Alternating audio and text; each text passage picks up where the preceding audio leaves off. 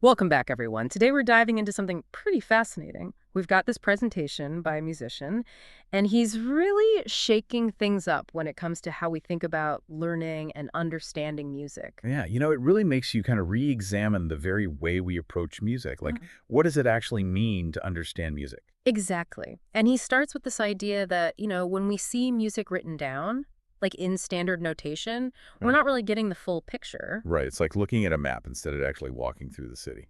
I like that. So he argues that relying so much on our sight might actually be holding us back from truly understanding sound because sound happens over time, right? We hear through time. Yeah, and our brains have to like catch up with that. It's not like our eyes, where we see something all at once. But then we try to squeeze this whole experience of sound into these little dots on a page. And he uses this really interesting visual, this idea of a single-stringed instrument that actually has multiple strings. It's kind of like a metaphor for how we can be tricked by appearances. Totally. We see the notes, but we don't necessarily see the connections, the relationships between them, how they flow together. And that's where our brains come in, right? Yeah. He says, and this really struck me. You can see forward with your eyes, hear backward with your ears, and your brain is stuck in the middle. Wow. Trying to make sense of it all. And that's where this idea of what he calls malignant influence comes into play. It sounds kind of scary, but It did catch my attention. he's basically saying that sometimes the way we're traditionally taught music, while well-intentioned, it can actually box us in. Yeah, it sets up these patterns in our thinking that can be really hard to break free from. Like, think about when you first started learning an instrument. Those early lessons, those first songs you learned, they stick with you. For better or worse, right? And those early experiences, they become these unconscious biases, these habits of mind that we might not even realize are shaping how we play and understand music. So how do we break free from that? How do we get unstuck? That's where his approach, which he calls Limatura, comes in. It's a system designed to help us understand the core building blocks of music, kind of like the DNA of music before we even pick up an instrument. Okay, so it's like learning the language before you try to write a novel. Exactly. He talks about it like a programming language. You have to understand the basic structure, the logic of the code, before you can create anything meaningful. So Limatura, it uses symbols to represent notes and rhythms, and I think he said it's not even about chords at this point, right? Right. It's more about understanding how musical phrases are put together, those fundamental elements. And what I find really interesting is that he emphasizes how flexible this system is. He actually describes it as a sketch, something you can build on and improvise with. It's about giving you the tools to be creative, to explore any style of music, not just locking you into one way of thinking. So it sounds like we're really talking about changing the way we think about music from the ground up.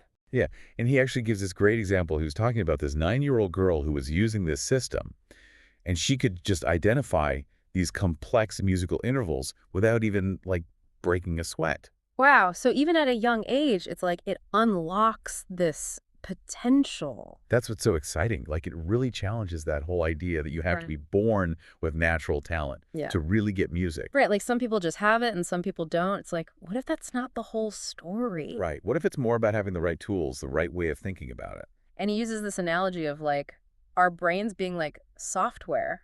Oh, yeah. I remember that part. And this system, this Limatura, it's like installing new software that helps us process and understand music in a whole new way.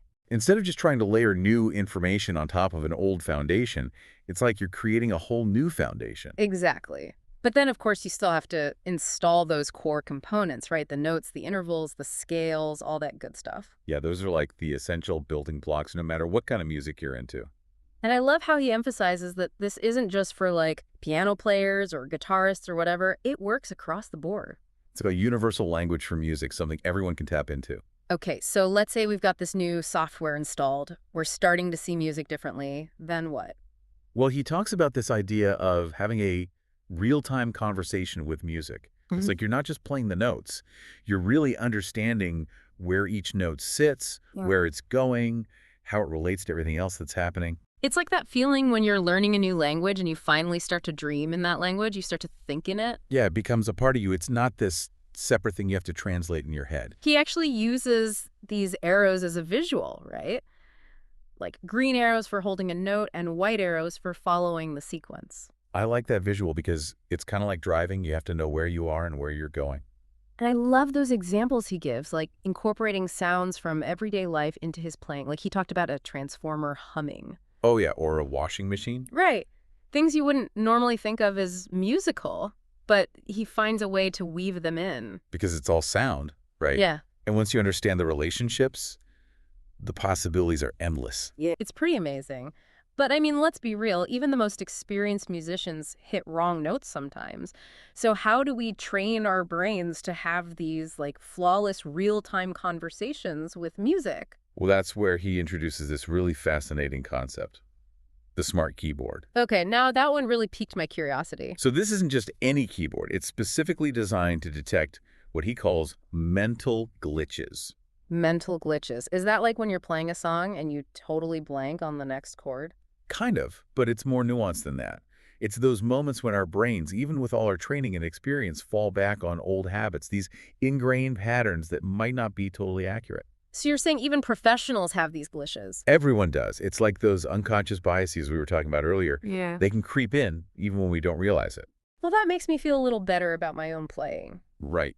But here's the cool part. This smart keyboard, it actually flags those glitches. It gives you immediate feedback so you can course correct. It's like having a personal music coach built into the instrument. Exactly. It helps you identify and break those bad habits, those little mistakes in thinking that can hold you back. So it's not enough to just practice. You have to practice perfectly, or at least be aware of those little imperfections. It's about refining that mental model of music we were talking about earlier, making it more precise, more in tune with the way sound actually works. Okay, this is all blowing my mind, but he doesn't stop there, right? He takes it even further with this idea of real strings. Ah, yes, real strings. Now this one really makes you think. Because at first I thought he meant like physically adding more strings to your instrument, but that's not it at all, is it? No, it's much more profound than that. He's talking about understanding the full range of notes and their relationships within a specific key. So it's like each key has all these hidden possibilities, these notes that are just waiting to be discovered. Exactly, and he uses this really interesting example. He uses this really interesting example. He said like a regular 6-string guitar actually has 32 real strings when you factor in all the notes within a key. 32. See, now that's what I mean about changing how we see music, like literally expanding the possibilities of the instrument. It's like he's saying there's so much more there than we realize. We just need the tools to access it. Okay, so then how many like potential melodies are we talking about here just within one octave? Well, he throws out this number.